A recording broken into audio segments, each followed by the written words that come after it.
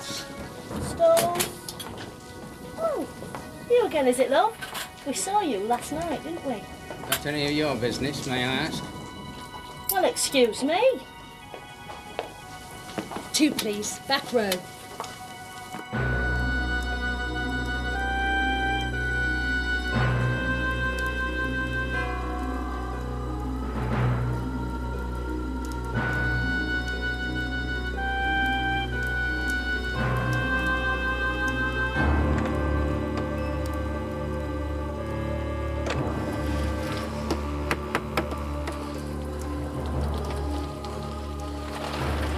Helen? Mrs. Parker, does she live here? Parker? No. A family of that name did live here once, but that was years ago. But do you know where they live now? No. Sorry.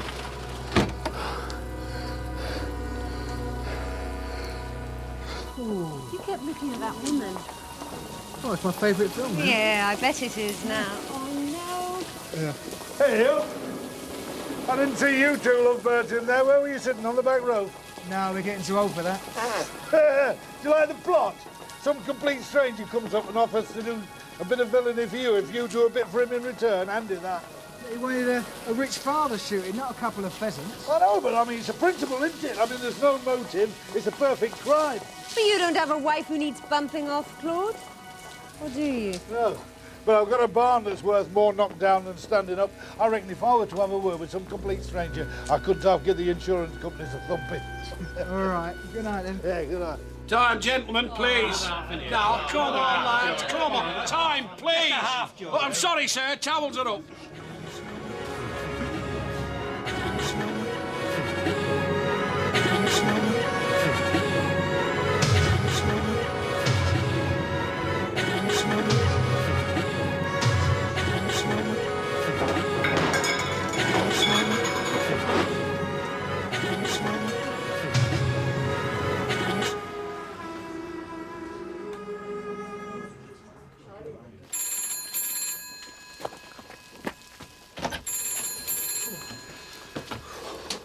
My shoes.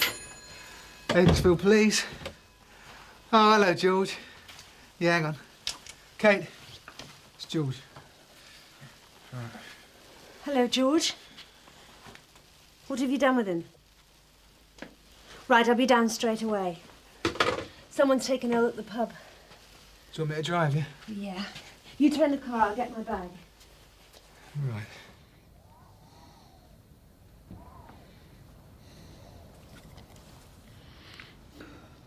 I can't stay here. Relax, Mr. Parker. I'm all right. With the temperature running this high, you're anything but. Have you a place to stay? No, I just got here. Well, we've got to get you bedded down and out of those damp clothes. Have a word with George, will you, Nick?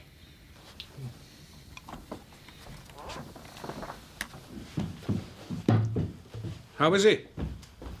Well, he ain't too clever, George. Kate says he should be in bed. He's got nowhere to stay. Gina's away, but I suppose I can manage. Thanks, mate. How well do you know him?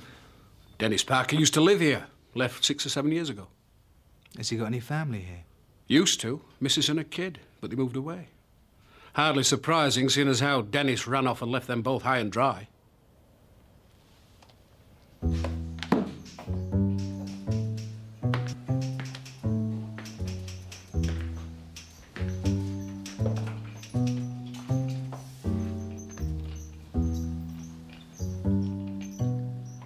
Ventris.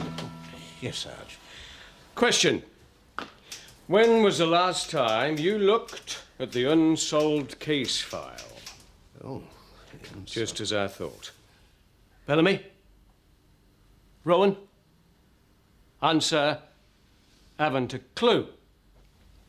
We've had no calls to, have we, Sarge? In other words, out of sight means out of mind, which is how Inspector Murchison reads the situation. But we think she's got it wrong. Don't we, Ventris? Oh, yes, Sarge. And why do we think that, Ventris? Well, we keep the unsolved case file under constant review, Sarge. Exactly, Ventris. So, take it out and start reviewing it constantly. And you two get back to the real work. You're police. So police!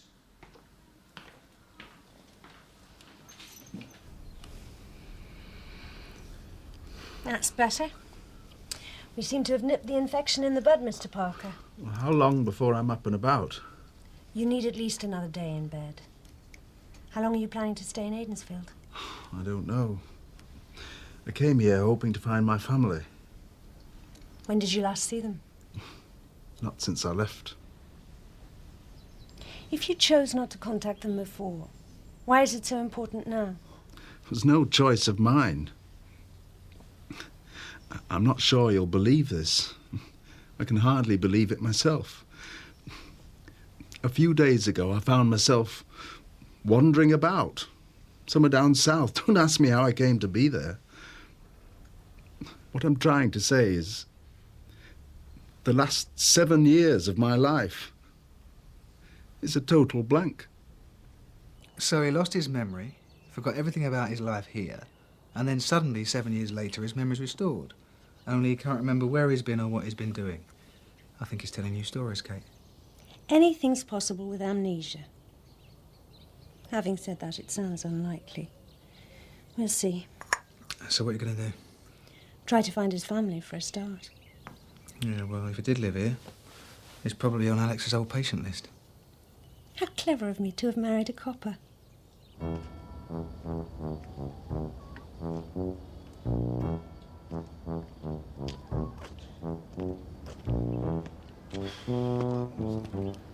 Go on, come on, come on.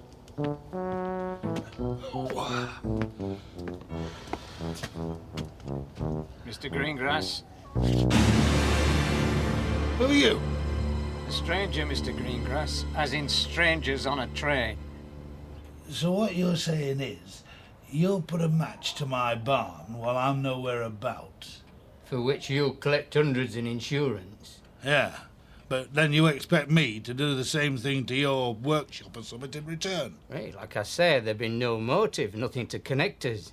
I don't believe I'm hearing some of this. Are you sure you're not being let out from somewhere? It'll work, believe me. How do I know you're not just mental? I'm a very intelligent man, Mr. Greengrass. I could have gone to university, but I did my duty to the family business instead. Well, now it's time to move on. And that takes money. I could probably get arrested, you know, just for listening to you. You want that insurance money, don't you? Oh, yeah, of course I do, but... It's a deal, then? Hey, hang on. You do what you're flaming like, but leave me out of it. As far as I'm concerned, we never even met. You better get on your bike before I forget my manners.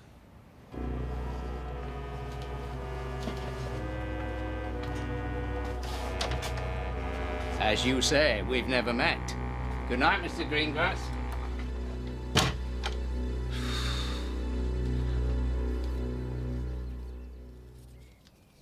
Well, it's like gardening stuff. Yes. I've sat here hours trying to think how I came to have them. Name Selby mean anything? No. And you got nothing else in the way of possessions? Sorry, that's it. When did you first remember about Aidensfield and your family, Mr. Parker? I'd been walking. I don't know how long. And the first idea where I'd come from, where I was going. Anyway, I saw this newspaper, checked the date, and I couldn't believe it. 7 years of my life, gone. And that's when you came back here, is it? Yes. What was the newspaper? It's the Oxford Times. Well, it's a start, I suppose. How long's he been missing? 7 years. And he's claiming total loss of memory. I've got Alf checking through missing persons now. Failing that, I thought I'd circulate his details in the Oxford area. I thought the name Parker rang a bell. Dennis Parker, age 43, lay at the Hollies, Aidensfield. Did you find him on missing persons? No, wanted persons.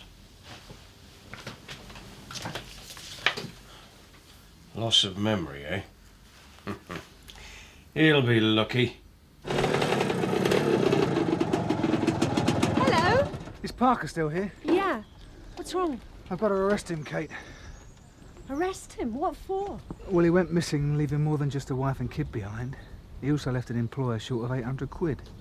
He's wanted for embezzlement, Kate.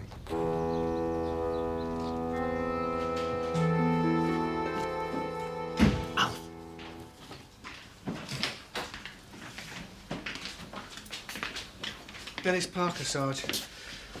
Right, Constable Rowan has explained the nature of the charge. Yes. You are entitled to have legal representation, Mr. Parker. I asked Dr. Rowan to be with me. Yeah, right, if you'd like to come this way, please. Excuse me. Dr. Rowan, Yes. can you prove he's suffering from loss of memory? It's not provable. Not in the sense you mean. So he could be faking it. In my opinion, he should be believed. And in my opinion, Mr. Parker would not be the first to claim loss of memory when charged with a criminal offence. I'm a doctor, Sergeant, not a lawyer. In May 1958, you were employed by Hainsworth Textile Mill. Is that correct? Yes. What were your duties there? I worked in the office, in accounts. On the 16th of May 1958, you collected the weekly payroll from the bank. Do you remember that? Yes. You collected the payroll, left the bank, and what happened then, Mr. Parker? Well, I went outside. There was a fair bit of traffic on the high street. A car came driving up and stopped. The man in the back opened the window, asked me something. I moved, bent to speak to him. That's all I remember.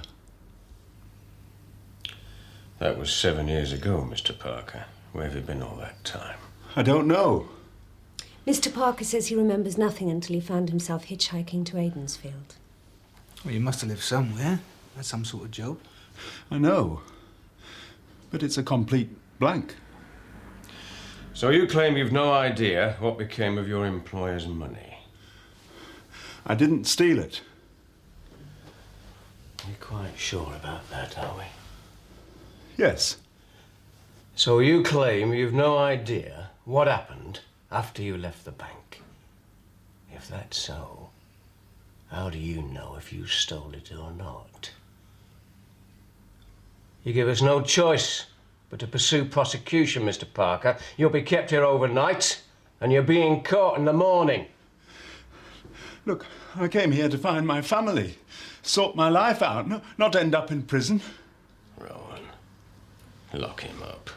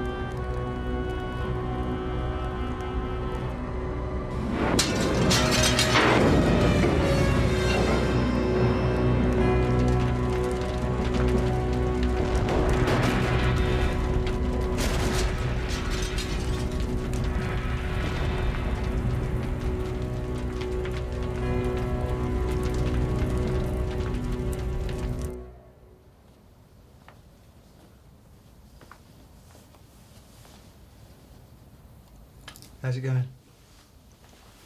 The more you learn about amnesia, the more complicated it becomes. So what might have caused it? Well, it can be a stroke, but in Parker's case it wasn't, which suggests a head injury of some kind. Why? Well, I think he might have been the victim of a wage snatch. That wouldn't entirely explain a 7-year total memory loss. He'd have moments of recall. Is that what it says in your books? Yeah. He may not want to remember. He could be trying to suppress something he doesn't want to confront. Like stealing his employer's payroll, maybe? No, it'd be a deeper fear than that, Nick. And subconscious. He'd be completely unaware of it.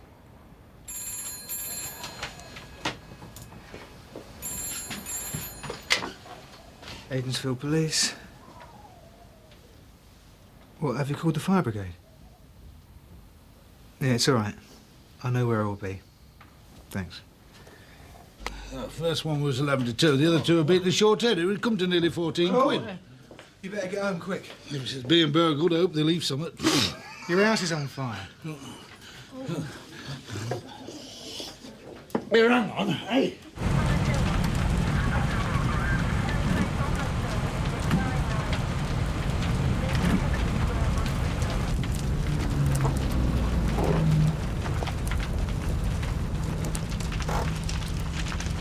I thought you said it was my house.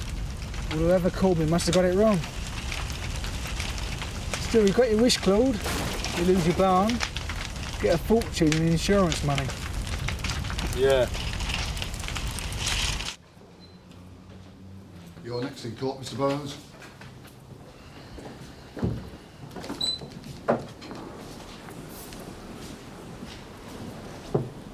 Now remember, you're on bail. You need to report to Aidensfield Police Station once a day. And if you leave the village, you let me know, OK? I understand. I'm really grateful for all you've done. You will let me know if you hear anything from Helen and Joanna. Of course. What happens next? Well, it all hinges on that missing payroll. If we can prove it ended up with someone else, it's in the clear. If not...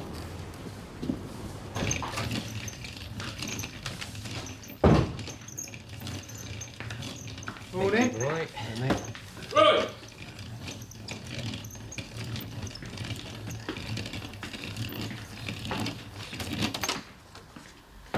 Take a look at that. A fire officer found it in Greengrass's barn. It's a bunch of leather thongs dipped in paraffin. I can smell it, Sarge. And if we add that to the fact that his barn is heavily insured, we've got him. Yeah, but Greengrass was nowhere near his barn. The innocence of youth. Go, seek him out. Put the skids under him. I want his hide. This fire was started deliberately. Hey, hope you're not suggesting I don't to do it. Well, you said the other night you wanted this place done in. That was just me talking, wasn't it? I mean, Eddie Road, you know, nowhere near the place. Just a coincidence, was it? Look, this barn was the centre of my antiques business. I've lost everything. Mr. Greengrass, It all depends who's asking. your insurance assessor. Oh, how do you do, sir? Very nice to meet you. Right, well, thanks very much, Constable Ronan. I'm sure you and your colleagues will get the culprits, and when you do, you'll see that justice is seen to be done.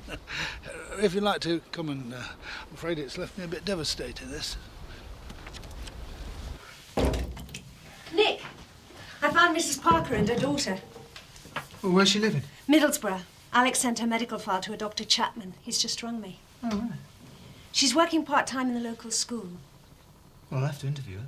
Yeah, I know, but I'd like to talk to her first. You know, the informal approach. Well, she might want to know. Well, I'd like to try and persuade her to see him.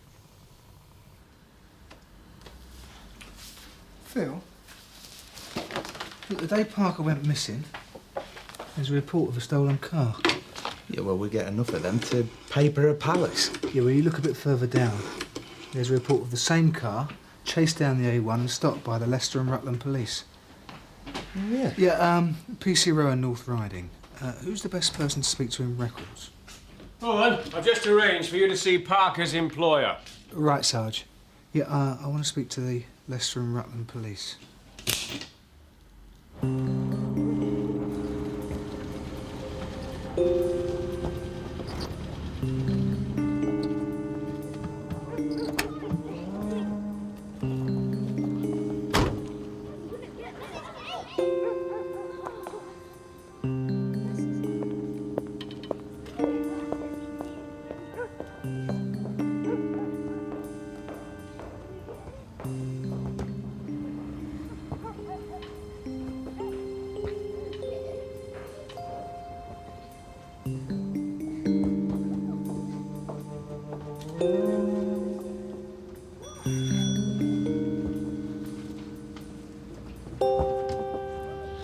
Mrs. Parker.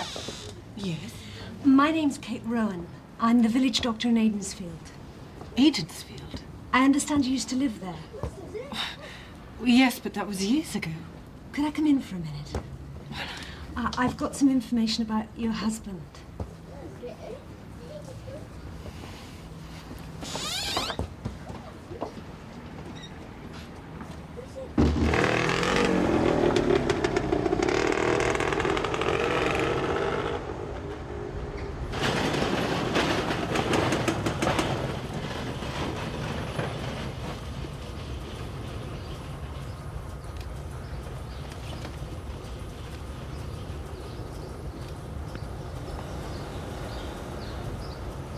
You made that statement 7 years ago, Mr. Hainsworth. Anything you'd like to add to it?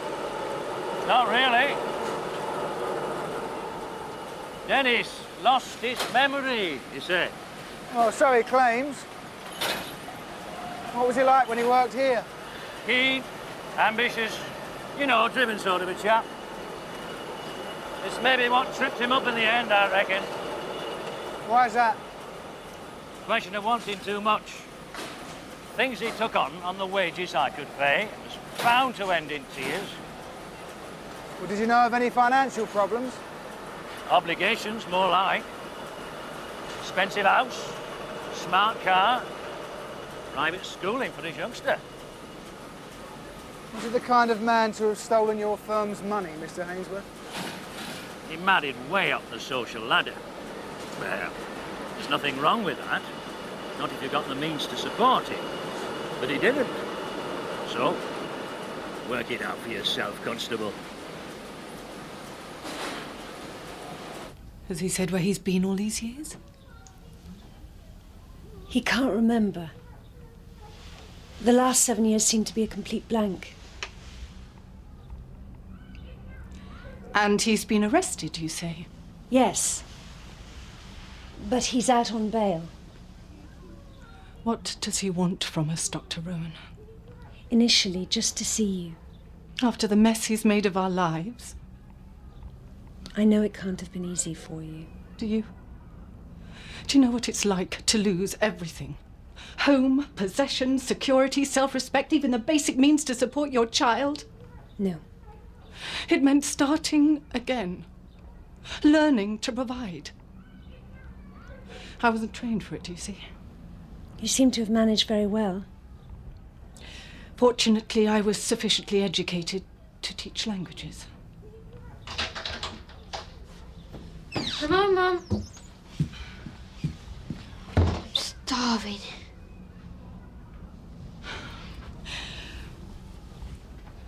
I won't be long, Joanna.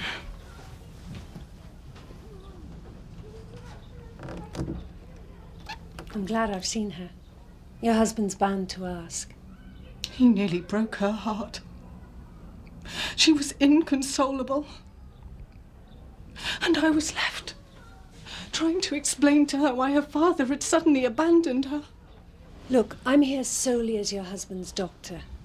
All I can say is that he has a desperate need to see you both. What's the point? If he thinks he can blithely stroll back into our lives. Anyway, it's Joanna I have to consider now. It's not fair to put her through it all again. Maybe you should discuss it with her. She's bound to find out her father's returned. And I'm sure she'd want to hear it from you, not strangers.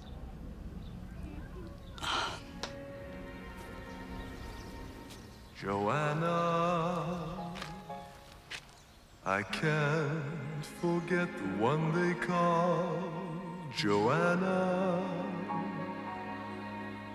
We own the summer hand in hand, Joanna. And now she's always just a tear away.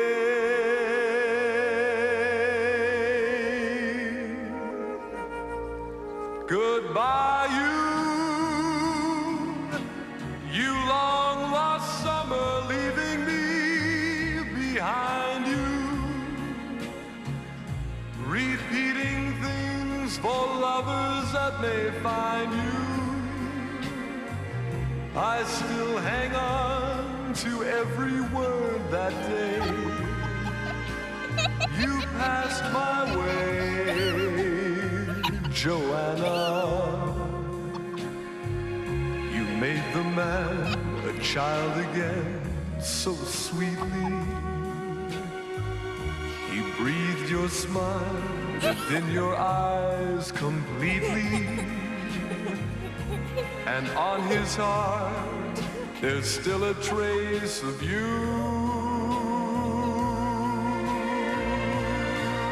I loved you, but nothing in this world could make you mine. Yet still in time, Joanna.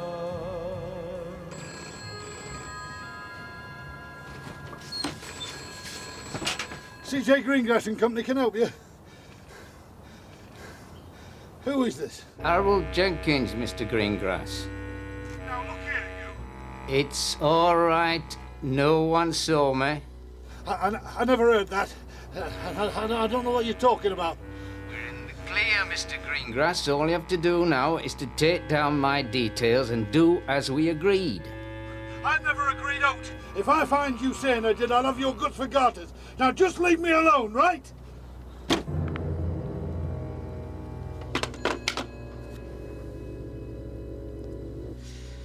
I've left my address and phone number. She'll contact me if she changes her mind. What do you think she'll do? I don't know. What else did she tell you? Enough for me to know that you had serious problems before you left Aidensfield. Did you ever discuss your financial problems with your wife?